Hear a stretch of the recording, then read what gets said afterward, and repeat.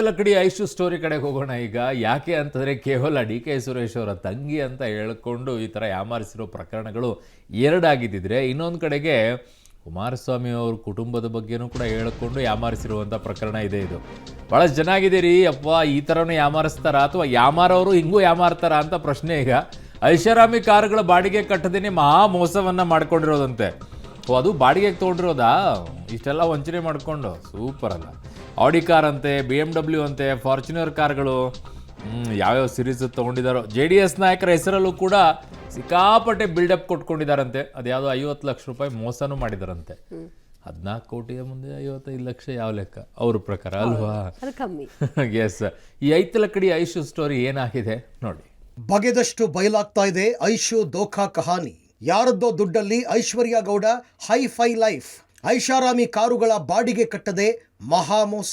DK Suresh ಹೆಸರೇಳಿ ಕೋಟಿ ಕೋಟಿ ಚಿನ್ನಾಭರಣ ವಂಚಿಸಿದ್ದ ಐಶ್ವರ್ಯ ಗೌಡಳ ಮತ್ತಷ್ಟು ವಂಚನೆ ಬೆಳಕಿಗೆ ಬಂದಿದೆ.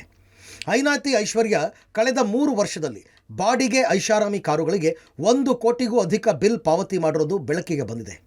ಇಂದಿರಾನಗರದ ಟ್ರಾವೆಲ್ ಏಜೆನ್ಸಿಯಿಂದ BMW, ಜಾಗ್ವರ್ ಸೇರಿದಂತೆ ದುಬಾರಿ ಬೆಲೆಯ ಐಷಾರಾಮಿ ಕಾರುಗಳನ್ನು ಬಾಡಿಗೆ ಪಡೆದು ಓಡಾಡ್ತಾ ಇದ್ದ ಐಶ್ವರ್ಯ 3-4 ತಿಂಗಳಿನಿಂದ ಕಾರಿನ ಬಾಡಿಗೆಯನ್ನು ಕಟ್ಟದೆ ವಂಚಿಸಿರೋದು ಬಟಾ ಬಯಲಾಗಿದೆ. ಡಿಕೆ ಸುರೇಶ್ ತಂಗಿ ಅಂತೇಳಿ ಸಾಲು ಸಾಲು ವಂಚನೆ ಪ್ರಕರಣದಲ್ಲಿ ಲಾಕ್ ಆಗಿರೋ ಐಶ್ವರ್ಯ ಗೌಡ ವಿಚಾರಣೆಯಲ್ಲಿ ಒಂದಷ್ಟು ಮಹತ್ತರ ಅಂಶಗಳು ಪೊಲೀಸರ ಗಮನಕ್ಕೆ ಬಂದಿದ್ದಾವೆ.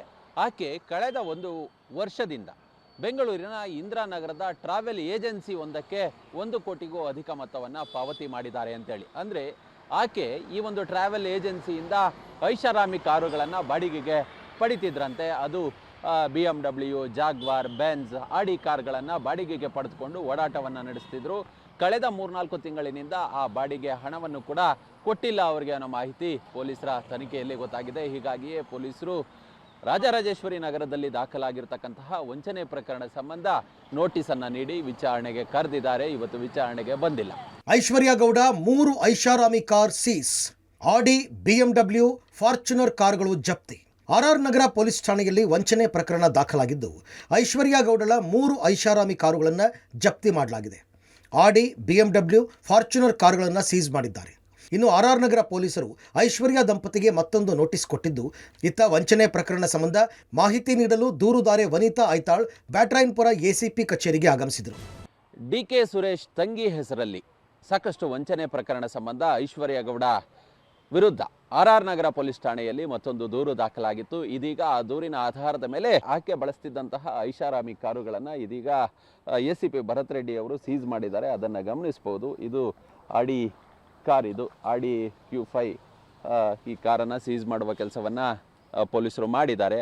ಅದಾದ ಬಳಿಕ ಆಡಿ Q5 ಈ ಒಂದು ಕಾರ್ ಏನಿದೆ KA01MY 8585 ನಂಬರಿನ ಕಾರು, ಇದು ಐಶ್ವರ್ಯ ಗೌಡ ಪತಿ ಹರೀಶ್ ಹೆಸರಲ್ಲಿ ಇದೆ ಅನ್ನೋದು ಗೊತ್ತಾಗ್ತಿದೆ. ಮತ್ತೊಂದು BMW ಕಾರ್, ಅದನ್ನು ಗಮನಿಸಬಹುದು, KA41 MB 8555 ಈ ಕಾರನ್ನು ಸಹ ಪೊಲೀಸರು ಸೀಸ್ ಮಾಡಿದ್ದಾರೆ. ಅದರ ಜೊತೆಗೆ ಮತ್ತೊಂದು ಫಾರ್ಚುನರ್ ಕಾರನ್ನು ನೀನೆ ಸೀಸ್ ಮಾಡಿ ಇದೀಗ ಆರ್ ನಗರ ಪೊಲೀಸ್ ಠಾಣೆಯಲ್ಲಿ ಇರಿಸುವ ಕೆಲಸವನ್ನು ಪೊಲೀಸರು ಮಾಡಿದ್ದಾರೆ. ಆಕೆಯ ಮೇಲೆ ಇದೀಗ ಸಾಕಷ್ಟು ವಂಚನೆ ಆರೋಪಗಳು ಕೇಳಿ ಬರ್ತಿದೆ. ಶ್ವೇತಾ ಎನ್ನುವವರು ಒಂದು ದೂರನ್ನು ಕೊಟ್ಟಿದ್ದಾರೆ ಆರ್ ನಗರದಲ್ಲಿ. ಅಂದರೆ ನನ್ನ ಬಳಿ ಸುಮಾರು 3.5 ಕೋಟಿ ನಗದು ಮತ್ತು ಒಂದಷ್ಟು ಚಿನ್ನಾಭರಣವನ್ನು ಪಡೆದುಕೊಂಡಿದ್ರು, ಕೊಟ್ಟಿಲ್ಲ, ವಂಚಿಸಿದ್ದಾರೆ ಡಿಕೆ ಸುರೇಶ್ ತಂಗಿ ಅಂತ ಹೇಳಿಕೊಂಡು ನನಗೆ ಈ ರೀತಿಯಾದಂತಹ ಒಂದು ಮೋಸವನ್ನು ಮಾಡಿದ್ದಾರೆ ಅನ್ನೋ ನಿಟ್ಟಿನಲ್ಲಿ FIR ಅನ್ನು ಮಾಡಿದ್ರು. ಇದರ ಆಧಾರದ ಮೇಲೆ ಇದೀಗ ಈ ವೆಹಿಕಲ್ಗಳನ್ನು ಸೀಸ್ ಮಾಡುವ ಕೆಲಸವನ್ನು ಕೂಡ ಮಾಡಲಾಗಿದೆ. JDS ನಾಯಕರ ಹೆಸರಲ್ಲೂ ಐಶು ಬಿಲ್ಡಪ್. HDK ಕುಟುಂಬ ಗೊತ್ತೆಂದು 55 ಲಕ್ಷ ಉಂಡೇನಾಮ. ಇನ್ನು ಐಶ್ವರ್ಯ ತನಗೆ JDS ನಾಯಕರು ಗೊತ್ತು ಅಂತ ವಂಚಿಸಿದ್ದಾಳೆ. ಕೇಂದ್ರ ಸಚಿವ ಕುಮಾರಸ್ವಾಮಿ ಕುಟುಂಬಸ್ಥರು ಗೊತ್ತು ಅಂತ ಹೇಳಿ 55 ಲಕ್ಷ ರೂಪಾಯಿ ಪಡೆದು ವಂಚಿಸಿದ್ದಾಳೆ. ಈ ಬಗ್ಗೆ ಮೋಸ ಹೋದ ರವಿಕುಮಾರ್ ಮತ್ತು ಪೂರ್ಣಿಮಾ ಎಂಬುವರು ಮಂಡ್ಯ ಪೂರ್ವ ಠಾಣೆಯಲ್ಲಿ ದೂರು ನೀಡಿದ್ದಾರೆ. ಮಾಜಿ CM ಕುಮಾರಸ್ವಾಮಿಯ ಪತ್ನಿ ಅನಿತಾ ಕುಮಾರಸ್ವಾಮಿ ಹಾಗೂ ಪುತ್ರ ನಿಖಿಲ್ ಕುಮಾರಸ್ವಾಮಿಯು ಬಹಳಷ್ಟು ಪರಿಚಿತರು ಅಂತ ಬಿಲ್ಡಪ್ ಕೂಡ ಕೊಟ್ಟಿದ್ಲು ಎನ್ನುವುದು ಬಟಾ ಬಯಲಾಗಿದೆ. ಬೆಂಗಳೂರಿನಲ್ಲಿ ವಂಚನೆ ಪ್ರಕರಣದಲ್ಲಿ ಜೈಲು ಸೇರಿದಂತಹ ಐಶ್ವರ್ಯ ಗೌಡ ಇದೀಗ ಮಂಡ್ಯದಲ್ಲೂ ಸಹ ಒಂದಷ್ಟು ರಾಜಕಾರಣಿಗಳ ಹೆಸರನ್ನು ಹೇಳಿರುವಂಥದ್ದು. ಅದರಲ್ಲೂ ಕೂಡ ಪ್ರಮುಖವಾಗಿ HDK ಅವರ ಪುತ್ರ ನಿಖಿಲ್ ಕುಮಾರಸ್ವಾಮಿ ಜೊತೆಗೆ ಅನಿತಾ ಕುಮಾರಸ್ವಾಮಿ ಅವರು ಕೂಡ ನನ್ನ ಕ್ಲೋಸ್ ಇದ್ದಾರೆ ಅಂತೇಳಿ ಕೂಡ ಒಂದಷ್ಟು ಜನರ ಬಳಿ ಪರಿಚಯನ ಕೂಡ ಮಾಡ್ಕೊಂಡಿರುವಂಥದ್ದು. ನಿಮ್ಗೆ ಏನಾದ್ರು ಕೆಲಸ ಬೇಕಾದರೂ ಹೇಳಿ, ನಾನು ಅವ್ರ ಜೊತೆ ಮಾಡಿಸ್ಕೊಡ್ತೀನಿ ಅಂತೇಳಿ ಕೂಡ ಆರಂಭಿಕವಾಗಿ ಪರಿಚಯನೂ ಕೂಡ ಆಗಿದ್ದಾಳೆ.